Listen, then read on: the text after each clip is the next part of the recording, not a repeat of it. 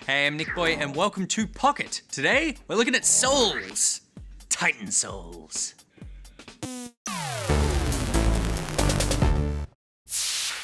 Titan Souls is the first game from new studio Acid Nerve and is the latest entry into the puzzly, actiony, archery genre that we all know and love. It comes out today for PS4 and PC, so let's dive in and have a look.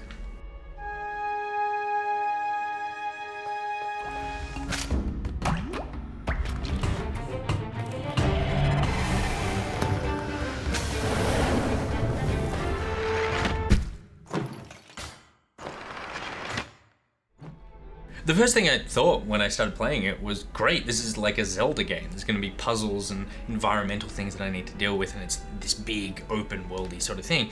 And it's not. It looks like it should be, but there's really not much here at all. There's light puzzle elements, and that's about it.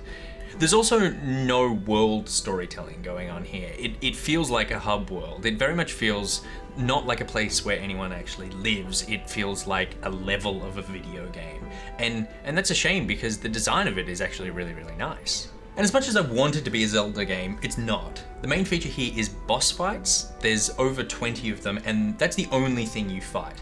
And that's an interesting idea. You basically come up against these giant bosses and you have one hit point and one arrow. You fire your arrow, you can suck it back to you and shoot it again, but if you even graze against a boss, you are dead. Conversely, the bosses also technically have one hit point as well. Sometimes they might have a shield that you need to break down, but if you find that weak spot of them, it only needs one arrow right in the center of their heart, or in one case, their butt, and they're dead. The controls are super simple as well, and I really appreciate that. It's basically move, roll, and shoot. There's only 2 buttons you need to learn, and so there's a real sense that you can just pick it up, and after 10 seconds, you know exactly what you're supposed to be doing. They also don't progress at all during the game. You don't unlock new moves, you don't upgrade abilities, you don't get more arrows, new weapons, costumes, anything. You are, at the end, the same as you were at the beginning. And the boss fights are brutal. They only take the one hit, but they require a lot of coordination to get there in the end. You basically shoot your arrow to start the fight, and then they start coming for you, and you need to figure out where their weak spot is. So I'm gonna shoot him, and he's trying to drown me now. So he's some weird snake, he's got electricity, I need to get my arrow back, and get ready to shoot him again. Oh, I don't actually, I can't get the arrow in the water. Oh no. And, I'm surviving longer than I thought I would. He electrocuted me. Right. I died. Okay, so this brings us to almost unforgivable video game mistake number 1. We live in a post-Super Meat Boy, Ollie Ollie, Hotline Miami world, where when you die, you restart the game straight away. In Titan Souls, you die, it slowly fades out, it slowly fades back in, and you're not in the dungeon which you just died in. You have to make this trek back to that dungeon. It's only like a 10 to 20 second walk, but in a game where you're supposed to die hundreds of times, that completely adds up, and it wrecks the flow of your combat. It's just needless filler in between it, which feels like it's only there to sort of artificially extend the length of the game.